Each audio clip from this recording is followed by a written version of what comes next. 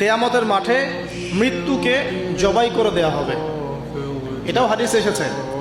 কিয়ামতের মাঠে যখন সমস্ত মানুষকে আল্লাহ পাক উঠাবেন, হিসাব নিকেশ নেওয়া হবে এবং চুল ছেঁড়া বিশ্লেষণ করা হবে, যার ব্যাপারে নবী সাল্লাল্লাহু আলাইহি ওয়াসাল্লাম বলছেন, একটা শিংওয়ালা ছাগল যদি একটা শিং ছাড়া ছাগলকে গুঁতো দিয়ে থাকে অন্যায়ভাবে, কিয়ামতের মাঠে আল্লাহ পাক ওই শিংহীন ছাগলকে শিং দিয়ে বলবেন, তুমি গুঁতা মেরে এখন প্রতিশোধ নাও। আর বিচারটা এতটাই সূক্ষ্ম হবে।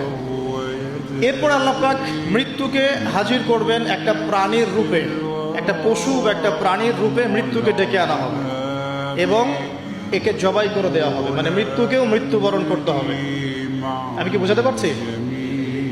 এতে করে কি হবে, জান্নাতীদের উৎফুল্ল যে মেজাজ, যে খুশি, এটা আরো বেড়ে যাবে। কারণ তারা বুঝতে পারবে যে এরপরে আর কোনো মৃত্যু নাই, আমরা অনন্তকাল জান্নাতে থাকবো ইনশাআল্লাহ। আর যারা জাহান্নামী, তাদের আক্ষেপ, দুঃখ, কষ্ট, যন্ত্রণা আরো বেড়ে যাবে। কারণ তারা বুঝতে পারবে, কাশ যদি মৃত্যু হতো, জাহান্নামে আযাব ভোগ করে মরে যেতাম, মাটি হয়ে যেতাম,